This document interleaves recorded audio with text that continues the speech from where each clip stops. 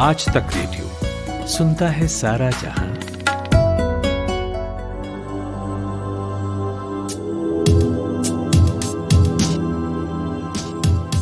Corona के कारण कितनी चीजों में बदलाव आ चुका है ये हम जान ही चुके हैं और देख भी रहे हैं। अगर मैं आपको बताऊं कि मेकअप के ट्रेंड्स में भी बदलाव आ चुका है तो आप मेरा यकीन करेंगे ना? करना ही होगा। एक फीमेल को पता होगा कि नहीं होगा और किसे होगा?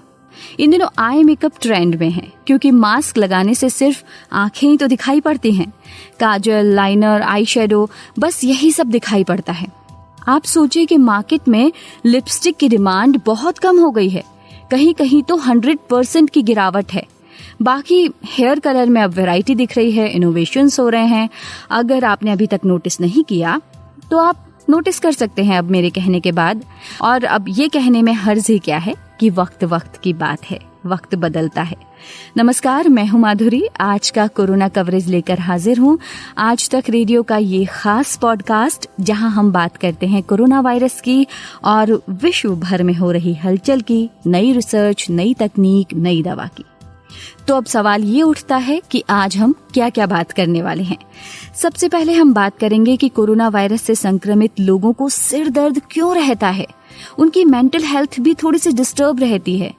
क्या सिर्फ ये एक साइकोलॉजिकल कारण है या इसके पीछे कोई वैज्ञानिक कारण है?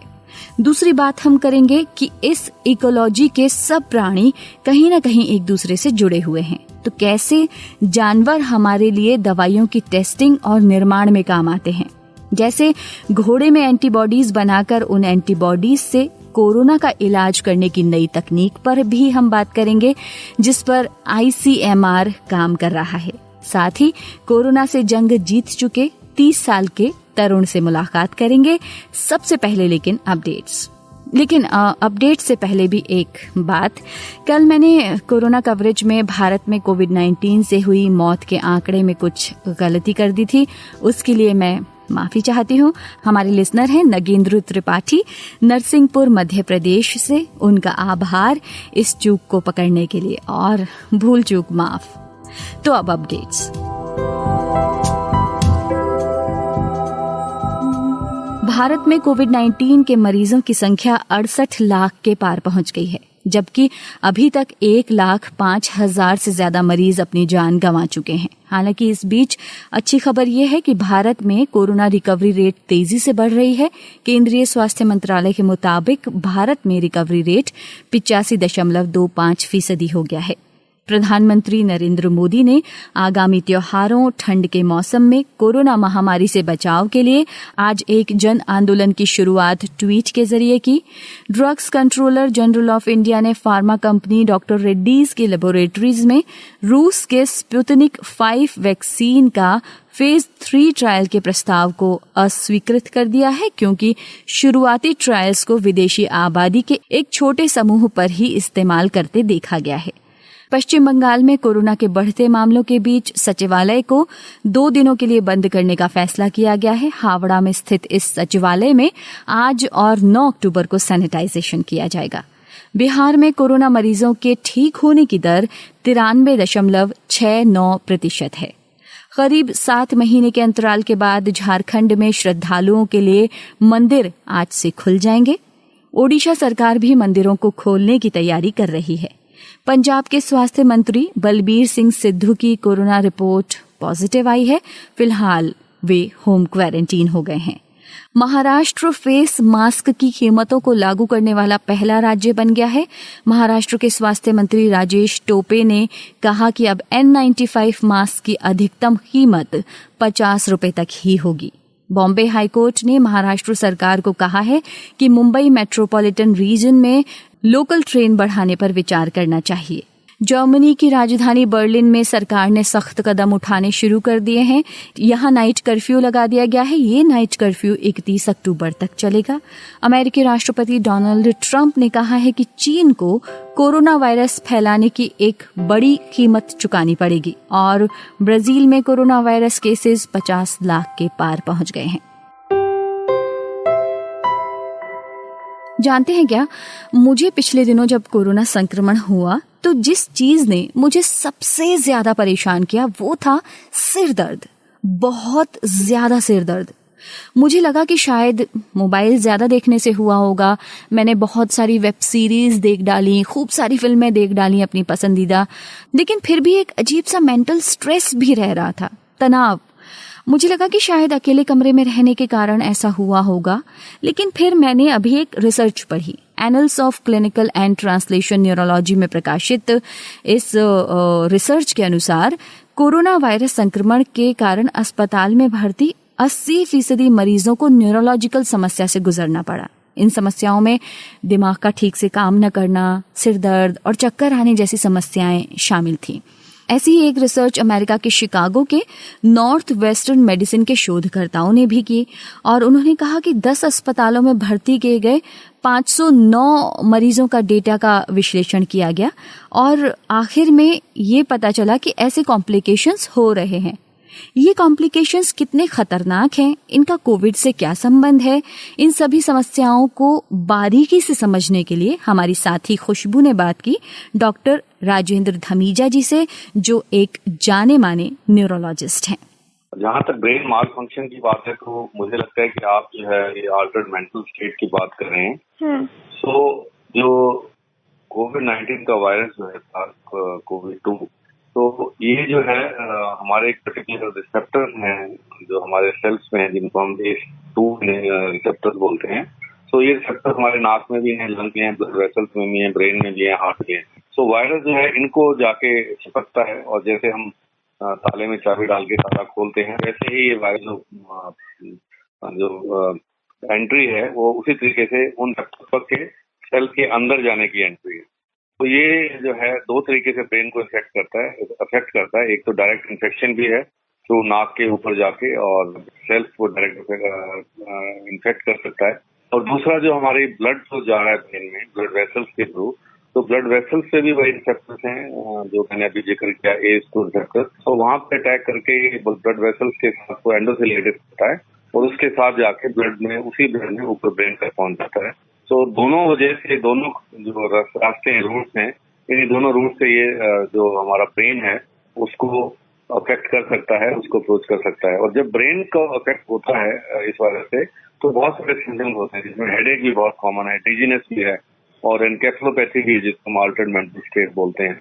तो जैसे जैसे हमें इस वायरस के बारे में और जानकारी मिली है, तो ये पता लगा है कि ब्रेन और जो सेंट्रल नर्वस सिस्टम पर्टिकुलरली, जिसका एक पार्ट है ब्रेन, उनको भी ये वायरस जो है काफी हद तक अफेक्ट करता है। और ऐसे मरीजों में ये भी पाया गया है कि ऐसे मरीजों की जो मोर्टेलिटी है, जो डेथ है, वो भी ज्यादा है अगर आपका ब्रेन और पेशेंट का ब्रेन इन्फेक्ट हो गया या वायरस ने अटैक कर दिया, तो उनमें चांसेस होते हैं कि उनमें मोर्टेलिटी भी ज्यादा है और उनका हॉस्पिटल स्टे भी ज्यादा है। तो कहने का तात्पर्य ये है कि ये लोग जो पेशेंट जो है, जिनको जो नर्वस सिस्टम अफेक्ट रहता है इस वायरस से, तो वो उनको सीवियर कोविड-19 होने के चांसेस होते हैं, और उनमें डेथ और सिवियरिटी ज्यादा होती है। तो अगर मान लीजिए मरीज डिस्चार्ज हो जाते हैं, तो ये जो ऑल्टर्ड ब्रेन जो मैल फंक्शन है, वो क्या इसके बावजूद मतलब डिस्चार्ज होने के बाद भी कुछ हद तक रहता है, या फिर पूरी तरीके से वो ठीक हो जाते हैं? ऑल्टर्ड मेंटल स्टेट में तो पेशेंट डिस्चार्ज नहीं किया जा सकता है। तो ये जो ऑल्टर्ड मेंटल स्टेट की बात कर रहे हैं, जो एनकेफेलोपैथी की हम बात कर रहे हैं, वो तो हॉस्पिटलाइज पेशेंट्स की ही बात है। जब उस ऑल्टर्ड मेंटल स्टेट से या एनकेफेलोपैथिक से फीचर से पेशेंट बाहर आ जाता है, पेशेंट ठीक हो जाता है, तभी हम पेशेंट को डिस्चार्ज करके घर भेजते हैं। लेकिन ऐसे पेशेंट्स को जो है कोविड-19 के सीक्वली होने के चांसेस भी रहते हैं। तो उसमें जो है कोविड-19 से ठीक होने के बाद भी न्यूरोलॉजिकल सिम्टम्स हो सकते हैं, और जिनमें परसिस्टेंट जो है anxiety, persistent headache, persistent dizziness, ये सब हो सकते हैं। लेकिन अल्टर्ड मेंटल स्टेट नहीं हो सकता है। अगर वो है तो फिर पेशेंट को एडमिट करना पड़ेगा। लेकिन अभी टाइम ही बताएगा कि और कौन कौन से न्यूरोलॉजिकल सीक्वली जो है वो कोविड-19 के होंगे। वो आगे 6 महीने से इन मरीजों को जब फॉलोअप किया जाएगा, जब मॉनिटर किया जाएगा, तब पता लगेगा कि 2 महीने बाद क्या नर्व्स भी अफेक्टेड हो गए हैं, क्या मसल्स भी अफेक्टेड हो गए हैं, या स्पाइनल कॉर्ड भी जो है लेट इंफ्लेमेटरी रिएक्शन में आई है। तो ये सब चीजें जो है इन्फेक्शन ठीक होने के कुछ हफ्तों से कुछ महीनों बाद तक हो सकती हैं, और इन पेशेंट्स को हम फॉलो भी कर रहे हैं और मॉनिटर कर रहे हैं कि इनको neurological sequelae over a period of time होते हैं या नहीं होते हैं। हम इसलिए कर रहे हैं क्योंकि अभी एक्यूट फेज में भी इनको न्यूरोलॉजिकल सीक्वली हो रहे हैं, और एक्यूट के बाद सब एक्यूट में हॉस्पिटलाइजेशन के बाद भी ड्यूरिंग द हॉस्पिटलाइजेशन भी न्यूरोलॉजिकल सीक्वली और न्यूरोलॉजिकल कॉम्प्लिकेशन हो रही हैं। और जो 1918 का जो पैंडेमिक हुआ था उसमें भी ये देखा गया था। उसके बाद कुछ महीनों बाद जो न्यूरोलॉजिकल डिजीजेज हैं वो काफी थी, एनकेफेलाइटिस बाद में भी हुई और नर्व्स की प्रॉब्लम भी हुई। और ये सब चीजें अभी भी इस वायरस की हम लॉन्ग टर्म कॉम्प्लिकेशन या सीक्वली देखेंगे तो हमें पता लगेगा कि क्या आफ्टर इफेक्ट्स इस वायरल डिजीज के हैं। सर, ये जो इसी से रिलेटेड है कि जो कोरोना के मरीज हैं उनमें स्ट्रेस बहुत ज्यादा होता है जो कि स्वाभाविक है। तो लेकिन एक स्टडी ये भी कहती है कि ब्रेन में जो है एंसेफेलाइटिस हो जाता है। और क्या इस स्ट्रेस जो है इसकी वजह यही है या फिर कुछ साइकोलॉजिकल रीजंस भी हैं? एनकेफेलाइटिस या एन्सेफेलाइटिस जिसका बोल है वही जो है वो ब्रेन की इन्फेक्शन है या ब्रेन की इन्फ्लेमेटरी रिएक्शन है वायरस की वजह से या दूसरे इन्फेक्शियस एजेंट्स की वजह से। तो एनकेफेलोपैथी जो है ब्रेन की इन्वॉल्वमेंट है और एनकेफेलाइटिस जो है वो इन्फ्लेमेटरी रिएक्शन है ब्रेन का वायरस की वजह से। तो अगर एनकेफेलाइटिस होती है तो इसके बहुत सारे लक्षण हैं। एनकेफेलाइटिस जो है वो एक सीवियर बीमारी है, उसको हम सिर्फ स्ट्रेस से नहीं जोड़ सकते हैं, उसकी अपनी कॉम्प्लिकेशन हैं और उसमें डेथ भी हो सकती है। जैसे आपने सुना होगा सीजनल टाइम पे पर्टिकुलर सीजन में जैपनीज एनकेफेलाइटिस बहुत हमारे यहाँ मिलती है north east part of India में, जो कि जैपनीज एनकेफेलाइटिस वायरस से होती है। तो वो भी एक वायरल डिजीज है। Encephalitis is basically infection of the brain और inflammation of the brain because of virus. तो इसके बहुत सारे लक्षण हैं, दौरे आना, सिर दर्द होना, बेहोशी हो जाना और जो है वीकनेस हो जाना। तो ये सब चीजें एनकेफेलाइटिस के लक्षण हैं और ये सीरियस बीमारी है। जहां तक स्ट्रेस की बात है तो स्ट्रेस और एंग्जाइटी जो है वो स्वाभाविक है। एक पैंडेमिक चल रहा है, एंग्जाइटी है, लोगों को पता नहीं है कि क्या होने वाला है। अगर किसी को होता है तो हो सकता है किसी को जो 80% लोगों को कुछ भी सिम्टम्स नहीं हो या माइल्ड सिम्टम्स हो और 2-3% को सीवियर सिम्टम्स भी हैं। और आप देख रहे हैं कि प्रतिदिन हमारे यहाँ 1000 के आसपास लोगों की डेथ भी हो रही है इंडिया में। तो इतनी वेरिएशन है, किसी को बहुत सीवियरली इन्फेक्शन हो सकती है, किसी को बिल्कुल भी माइल्ड हो सकती है। तो ये सब जो है अनसर्टेनिटी जो है ये भी एक कारण है एंग्जाइटी का और स्ट्रेस का। और इतने सारे इन्फोडेमिक जो चल रहा है उसकी वजह से भी लोगों में बहुत भ्रांतियां हैं, बहुत एंग्जाइटी है कि अगर किसी को कोरोना वायरस की इन्फेक्शन हो सकती है तो उसका आगे क्या होगा। तो ये सब चीजों के रहते जो है स्ट्रेस जो है स्वाभाविक है और ये साइकोलॉजिकल इश्यू है, न केवल मरीजों में लेकिन फैमिली में भी और हेल्थ केयर वर्कर्स में भी। जो रोज लोग जो है इन मरीजों को देखते हैं उनको अपने इन्फेक्शन होने का भी डर है और वो अपनी सोसाइटी से भी हॉस्पिटल में इन्फेक्शन लेके जा सकते हैं, doctors, nurses, paramedical workers, health care workers. So it is both way. Doctor लोग जब हम सब लोग घर आते हैं तो डर रहता है कि इन्फेक्शन लेके हम अपने फैमिली वालों को तो नहीं दे रहे हैं या पेरेंट्स को तो नहीं दे रहे हैं, बच्चों को तो नहीं दे रहे हैं। और ऐसे ही जब हम सोसाइटी से हॉस्पिटल में सुन जाते हैं तो हो सकता है कि हम जो है क्वांटिटी से इन्फेक्शन लेके हॉस्पिटल में देने जा रहे हैं मरीजों को, जो नॉन कोविड वाले पेशेंट है उनको तो नहीं लग जाएगा। तो इतनी सारी फैक्टर्स हैं जो एंग्जाइटी के कारण हैं, मरीजों में भी हैं और फैमिली वालों में भी हैं और जो उनकी केयर करते हैं हम सब लोग हेल्थ केयर वर्कर्स उनमें भी हैं। ये सब पैंडेमिक के इफेक्ट्स हैं और क्योंकि एक नई बीमारी है इसकी बीमारी के लक्षण जो है बहुत वेरिड हैं और इसमें डेथ्स भी हैं कुछ 1-2% में। तो इन सब चीजों के रहते हुए पेशेंट्स को जो है बहुत एंग्जाइटी और स्ट्रेस रहती है और ठीक होने के बाद भी, वायरल इलनेस के बाद भी जो है एंग्जाइटी स्ट्रेस बहुत कॉमनली देखी गई है। बहुत बहुत शुक्रिया आप लोगों का। अब थोड़ा सा सुकून मिल रहा है मुझे। हालांकि अब मैं बिल्कुल ठीक हूँ लेकिन वाकई में सिर दर्द होता है कोविड में। देखिए कितना सुंदर लगता है जब हम जंगल में जाते हैं या प्रकृति के करीब जब भी हम जाते हैं, सुकून मिलता है। ये सारे जीव जो इस पारिस्थितिकी तंत्र में हैं, इकोलॉजी में हैं, हमारे साथ ही रहते हैं, कहीं ना कहीं हमारे लिए बहुत ज़रूरी हैं। हम सब जुड़े हुए हैं। आपको ज़रूर मालूम होगा कि कहीं ना कहीं इस पैंडेमिक के दौर में भी ये हमारी मदद कर रहे हैं। कुछ न कुछ टेस्ट इन पर हो रहे हैं, दवाइयों के, टीकों के, और ये सब हमारी मदद के लिए। आइए खुशबू से जानते हैं कि कैसे और कौन कौन से जानवर हमारी मदद कर रहे हैं। अभी हाल ही में आपने एक खबर पढ़ी होगी, सुनी होगी कि कैसे शार्क का लिवर ऑयल, जिसे स्क्वालिन कहते हैं, वैक्सीन को और प्रभावी बनाने में कारगर साबित हो रही है। शार्क मछलियों के संरक्षण के लिए काम कर रही अमेरिका के कैलिफोर्निया की शार्क अलाइज संस्था का कहना है कि कोविड-19 की वैक्सीन निर्माण में ये पदार्थ इस्तेमाल किया जा रहा है।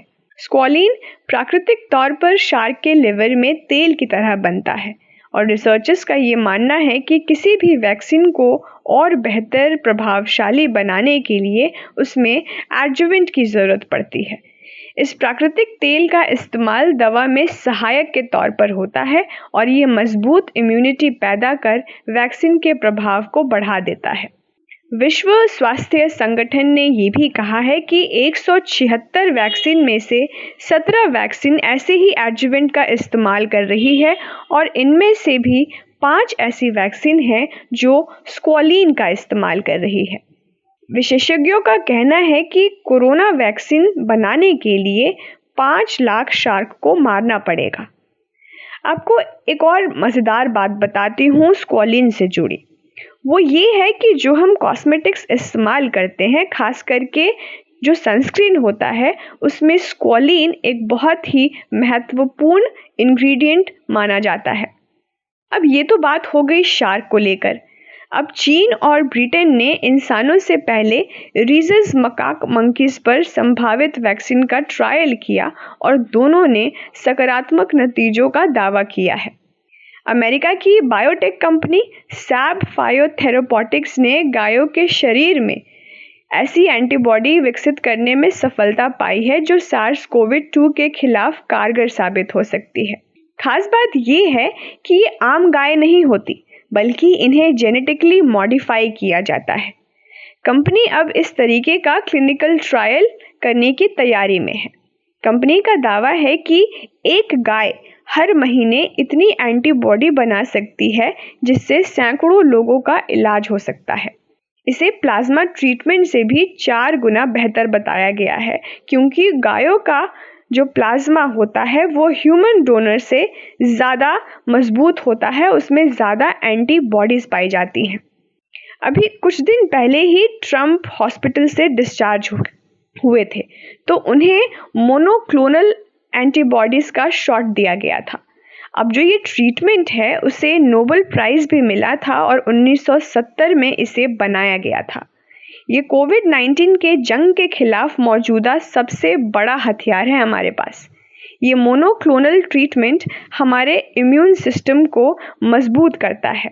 अब जानेंगे नहीं कि ये किसकी मदद से बनाया जाता है। ये एंटीबॉडीज़ तो लैब में बनाई जाती हैं, लेकिन बिना चूहों और हैमस्टर्स के बिना ये मुमकिन नहीं है। सबसे पहले इसे एक खास किस्म के चूहों में ह्यूमनाइज्ड इम्यून सिस्टम से इन्फेक्ट किया जाता है। फिर वैज्ञानिक जो हैं इसमें सबसे शक्तिशाली एंटीबॉडीज़ का पता करते हैं और फिर हैमस्टर्स के ओवरी सेल में उगाते हैं। ये एंटीबॉडी भविष्य में अकेले या किसी दवा के साथ मिलाकर कोरोना वायरस या इससे जुड़ी बीमारियों का समाधान हो सकती है। आपको एक और बात बताती हूँ कि मोनोक्लोनल एंटीबॉडीज़ पहले ही कैंसर में एक उपचार में क्रांति ला चुकी है। अब एक और जानवर है जो वैक्सीन बनाने में मदद करता है हमारी, वो है चिकन। अब धीरे धीरे हवाओं में ठंड घुल रही है, यानी सर्दी आ रही है, और कई एक्सपर्ट्स ने ये चेतावनी भी दी है कि सर्दियों में कोरोना वायरस और फ्लू की वजह से मरने वालों की संख्या बढ़ सकती है। अब आप सोचेंगे कि कोविड और फ्लू, इन दोनों का क्या संबंध है? ये दोनों तो एक अलग है एक दूसरे से। तो आप बिल्कुल सही सोच रहे हैं। ये भले ही 2 बीमारियां अलग अलग है, लेकिन फ्लू का समय समय से वैक्सीनेशन जो है वो कोरोना वायरस में कॉम्प्लिकेशंस को बहुत हद तक कम कर सकता है। 5 फ्लू शॉट्स में से 4 फ्लू शॉट्स ऐसे होते हैं जो मुर्गियों के अंडे से बनता है। 2019 और 20 में फ्लू सीजन में 140 मिलियन अंडे को फ्लू शॉट्स बनाने में इस्तेमाल किया गया था। इतना ज़्यादा? वो इसलिए कि एक अंडे से वैक्सीन का एक ही शॉट बन सकता है। लेकिन ये जो अंडे हैं वो कोविड वैक्सीन बनाने में मदद नहीं कर सकते, क्योंकि कोविड वैक्सीन जो है अंडे में नहीं उग सकता। कमाते हैं लेकिन बचा नहीं पाते, बचाते हैं तो उससे कमा नहीं पाते। शेयर की चाल, निवेश का हाल, बाजार का तमाशा, इकोनॉमी की भाषा, बॉन्ड, बीमा, सोना, चांदी सबकी होती है बात, बचाते रहो नारे के साथ। हर शनिवार मैं यानी नितिन ठाकुर आपकी मुलाकात कराऊंगा आपके मनी मैनेजर से। खुशबू ने आपको इतना कुछ बताया और अब मैं भी एक जानवर का नाम लेना चाहती हूँ, जो है घोड़ा यानी हॉर्स। इन दिनों हॉर्स के अंदर एंटीबॉडीज डेवलप की जा रही हैं। हम पहले भी इस बारे में बात कर चुके हैं। CSIR के CCMD विभाग ने इस पर जब काम करना शुरू किया था, लेकिन अब ICMR ने भी इस दिशा में काम करना शुरू कर दिया है। प्लाज्मा थेरेपी के बहुत अच्छे नतीजे देश में नहीं मिले हैं और डेथ रेट पर काबू नहीं कर पा रहे हैं, मोर्टेलिटी पर। तो इसलिए अब ये एक एंटीबॉडी थेरेपी पर काम किया जा रहा है। इसे एंटीसेरा ICMR ने नाम दिया है। इस विषय पर बात करने के लिए मेरे साथ एक बार फिर मौजूद हैं CSIR हैदराबाद के डॉक्टर राकेश मिश्रा। सर, सबसे पहले तो आप हमें प्लाज्मा थेरेपी के बारे में थोड़ा सा बताइए। प्लाज्मा थेरेपी में क्या होता है कि किसी भी इन्फेक्शन में जब कोई आदमी इन्फेक्ट होकर फिर ठीक होता है तो अक्सर उसकी वजह होती है कि इम्यून सिस्टम उसका ट्रिगर होके और उस पैरासाइट के खिलाफ एंटीबॉडी बना के उसको एलिमिनेट करता है। तो ऐसे में इन्फेक्शन खत्म होने के बाद भी 2-3 महीनों से काफी अच्छी मात्रा में एंटीबॉडी ब्लड के अंदर, ब्लड प्लाज्मा में फिरती रहती है और वो उसका एक इस्तेमाल ये होता है कि दोबारा से इन्फेक्शन नहीं होता है। और अगर उस आदमी का प्लाज्मा निकाल के और उसका ब्लड निकाल के उसमें प्लाज्मा लेके और उसको फिर दूसरे बीमार आदमी के अंदर डाला जाए जिसका कि किसी वजह से इम्यून सिस्टम ठीक से काम नहीं कर रहा है और वो रिकवर नहीं कर पा रहा है, तो ये कन्वलेसेंट प्लाज्मा जो है उसको उसके लिए कारगर होता है काफी टाइम पे। तो इसीलिए कोविड-19 में भी इसका इस्तेमाल की मंजूरी दी गई है सभी रेगुलेटरी बॉडी से। और जो लोग बीमारी से उठ चुके हैं, रिकवर हो चुके हैं, उनके प्लाज्मा को दूसरों के टेस्ट के लिए यूज कर सकते हैं। इसमें काफी सफलता मिलती है, लेकिन कभी कभी इसमें दिक्कत भी होती है क्योंकि अब ये जो प्लाज्मा दिया जाता है वो करीब 200 ml दिया जाता है, काफी ज्यादा मात्रा है और उसके अंदर एंटीबॉडी है जिससे कि जो बीमार आदमी जिसको दिया जा रहा है ये प्लाज्मा, वो उसको मदद मिल सकती है। लेकिन इस प्लाज्मा में और भी चीजें हो सकती हैं, दूसरे इन्फेक्शन एजेंट हो सकते हैं जो पहले पेशेंट में थे, और या कुछ और ऐसे बायोकेमिकल्स हो सकते हैं जिससे कि जो पेशेंट जिसकी हालत खराब है, जिसको प्लाज्मा थेरेपी दी जा रही है, उसको नुकसान हो सकता है। तो कभी उससे डेथ भी हो जाती है आसानी से। इसलिए प्लाज्मा थेरेपी एक इमरजेंसी प्रोविजन है, लेकिन ये ऐसे रिकमेंडेड या अप्रूव्ड ड्रग की तरह से नहीं यूज किया जाता। हर बार हुआ है तो उसका मतलब है कि कंसेंट उसको ये बता के फिर उसको यूज कर सकते हैं। लेकिन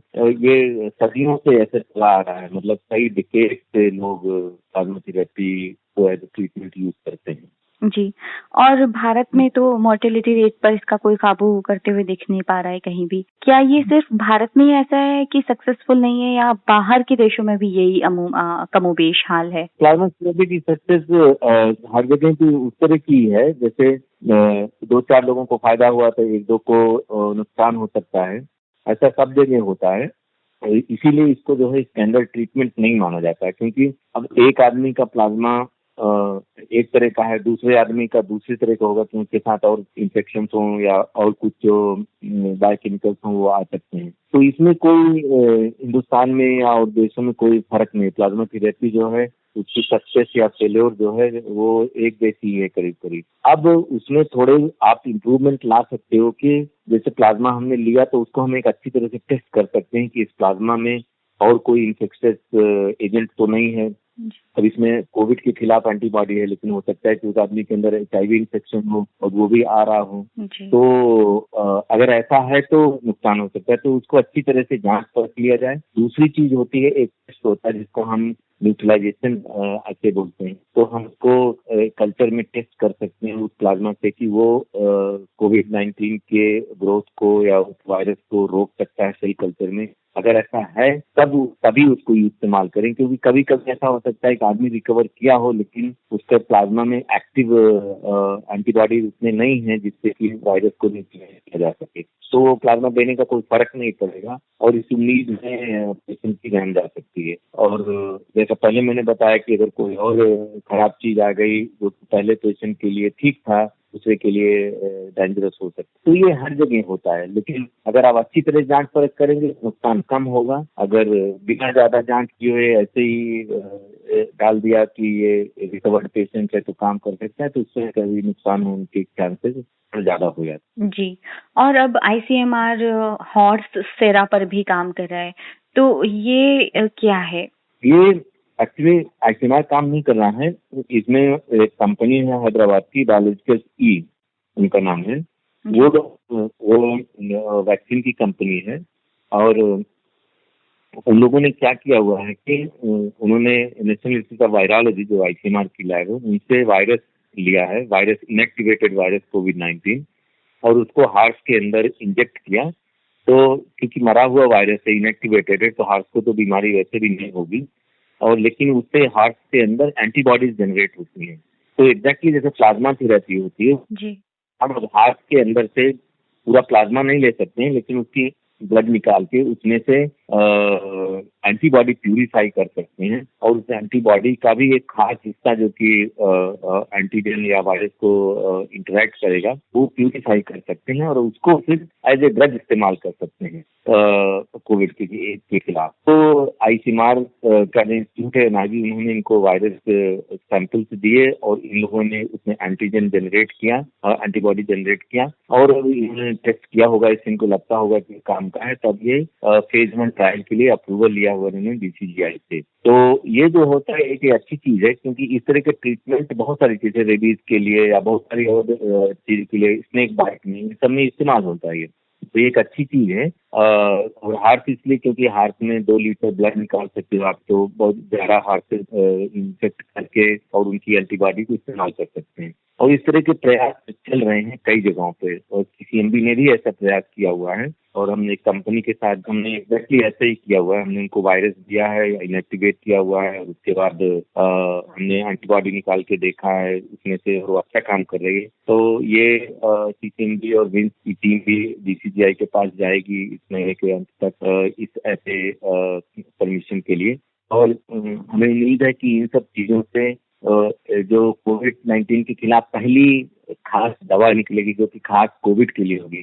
अभी तक जो हम इस्तेमाल कर रहे हैं बहुत जनरल और सेकेंडरी तरीके से इस्तेमाल कर रहे हैं, जैसे स्टेरॉइड्स है या ब्लड थिनर्स या और भी जो एंटीवायरल कंपाउंड किसी और वायरस के लिए थोड़ा बहुत काम कर रहे हैं।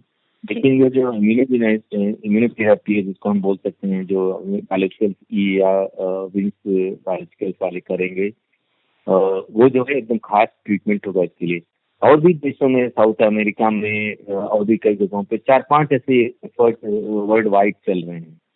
इसमें लिमिटेशन सिर्फ इतनी होती है कि ये कोई फैक्ट्री नहीं है, इसमें जितने हाथ से आपने इम्यून किए हैं उसमें से ब्लड निकाल के उतनी ही बन सकती है, तो इसलिए प्रोडक्शन इसकी लिमिटेड होती है। तो और ज्यादा लोग करें तो ये अच्छा रहेगा। तो मुझे उम्मीद है कि हिंदुस्तान में 4-5 ऐसे एफर्ट हों तो बहुत सारे लोगों के लिए ऐसा एंटीडोट टाइप बन जाएगा। इसमें क्या होता है कि आपको 200 ml 300 ml प्लाज्मा नहीं डालना है पेशेंट के अंदर, प्यूरिफाइड एंटीबॉडी का थोड़ा इंजेक्शन टाइप में लगा दिया इंट्रावीनस, और वो ब्लड में जाके फिर वायरस को इनएक्टिवेट कर देगा, तो पेशेंट को राहत मिलेगी और फिर उसका सिस्टम धीरे धीरे रिकवर कर लेगा। ऐसी उम्मीद होती है इस तरह। जैसे स्नेक बाइट में हम लगाते हैं कि स्नेक बाइट में बहुत ज्यादा डालना पड़ता है क्योंकि वो इफेक्टिव करने के लिए, लेकिन रेबीज वगैरह इन सब में ये अच्छा इस्तेमाल इसका होता है। तो ये एक अच्छा तरीका है, शायद इससे कोविड के खिलाफ हमको थोड़ा राहत मिलेगी। बहुत बहुत शुक्रिया सर। अब आपको मिलवाने का वक्त है एक ऐसे शख्स से जिन्हें कोरोना ने घेरा मगर उन्होंने उसे पटखनी नहीं दी, चारों खाने चित्त कर दिया। गुड़गांव के तरुण 30 साल के हैं, बीमार हुए तो हॉस्पिटल में भर्ती होना पड़ा। फिर क्या हुआ उनसे ही सुनते हैं। मैम, मुझे 9 सितंबर को पता चला कि आई हैड सिम्टम्स, मुझे खांसी शुरू हो गई थी 9 सितंबर को। एंड जब मैंने 10th को टेस्ट कराया then I was tested positive. Actually मेरे साथ 2 एक्सपीरियंसेस रहे थे। तो मैं फर्स्ट हॉस्पिटल में जिसमें एडमिट हुआ था, I not name any of the hospital though, I mean the bad experience, I not name the hospital. तो मैं जिस हॉस्पिटल में पहले एडमिट हुआ उस हॉस्पिटल में बहुत गंदा माहौल मिला मुझे। वहाँ पे एक कमरे में 25-30 पेशेंट्स को डाल रखा था कोविड को, एंड उसमें एक्चुअली तनाव था, जो बोलते हैं लोग, वो मैंने देखा था, वो फील भी किया था। And I have seen fatal also, मैंने वहाँ पे लोगों को डेथ होते हुए भी देखा था उस कमरे में। तो वो तो बहुत ही खराब था। बट सेकेंड हॉस्पिटल, जिसका मैं शायद नाम ले सकता हूँ, संत परमानंद, उस हॉस्पिटल में मुझे एक नॉर्मल वार्ड में रखा गया था, जहाँ पे वो ट्विन शेयरिंग था, और वहाँ पे बहुत अच्छे से ट्रीटमेंट हुआ था। तो I am recovered because of that hospital only, so I would always say yes, it is. I have recovered from that hospital. उस हॉस्पिटल ने एक्चुअली बहुत अच्छे से किया, and the staff everyone was so supportive कि मुझे वैसे भी मतलब वो तनाव वाला प्रॉब्लम उस हॉस्पिटल में तो बिल्कुल नहीं हुआ। अच्छा, तो वहाँ खाने पीने को लेकर कैसी व्यवस्था थी और कैसी दवाइयाँ आपको दी जाती थी? आपको मैम, खाना नॉर्मली जो पेशेंट को दिया जाता है वो सब कुछ दिया जाता था। इनफैक्ट बल्कि उससे ज्यादा ही अच्छा किया जाता था। वो लोग बेचारे हर बार गर्म पानी and steam everything they were arranging for us, तो वो तो बहुत ज्यादा सपोर्टिव थे। मगर हाँ, दवाइयों का ma'am majority of the time, since corona की तो कोई दवाई आई नहीं है, तो इसका मेजॉरिटी ऑफ द टाइम मुझे यही दिया जाता था कि डोलो और सम खून पतला करने के लिए कुछ इंजेक्शन लगाए जाते थे, और देन एंटीबायोटिक्स चलते थे। अच्छा, तो जब आप ठीक हुए उसके बाद मतलब किस तरीके के आप प्रिकॉशंस ले रहे हैं ताकि आप फिट रह सकें और दोबारा चांसेस ना बढ़े आपके कोविड पॉजिटिव होने का? मैम, एक्चुअली कोविड जितना इजी बीमारी लोग समझ रहे हैं, उसको इतना इजी बीमारी नहीं है। आई वुड नॉट से, मैं ये नहीं बोल रहा लोगों को कि वो काम पे ना जाएं या अपने डेली रूटीन छोड़ दें, बट कोविड एक बहुत सीरियस बीमारी है। मैं at the age of 30 had struggled to live. मुझे उसमें इतनी प्रॉब्लम्स हुई थी, मुझे ब्रेथलेसनेस था, मुझे कोई बीमारी नहीं है, मगर फिर भी मुझे इतने सारे सीवियर सिम्टम्स थे। तो I would recommend everyone to this channel कि प्लीज इसको प्रॉपरली प्रिकॉशनरी मेजर्स लो। इसके पोस्ट इफेक्ट्स भी बहुत ज्यादा होते हैं। मुझे रिकवर होने के बाद भी वीकनेस बहुत ज्यादा थी और अब भी है। इसके पोस्ट इफेक्ट, मुझे अभी भी चेस्ट पेन रहता है, अभी भी प्रॉब्लम होती है, बट हाँ, now since I am negative, I have started living my normal life with precaution. I wear mask, I do all the precautionary things which one should do to avoid this. आपको बहुत सारी best wishes एक healthy life के लिए तरुण। एक नई research देखिए फिर से कहती है कि मास्क पहनने से कोविड-19 के केसेस में 25% तक की कमी हो सकती है अगर आप ठीक से मास्क पहने और भूले नहीं। तो अब आप समझ ही गए होंगे कि मेरा इशारा किस ओर है।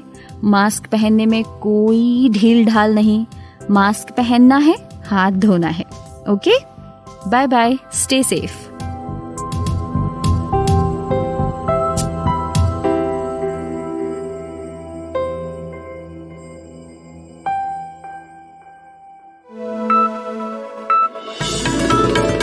खबरों की हलचल और देश विदेश का मिजाज आप सुन रहे हैं आज तक रेडियो।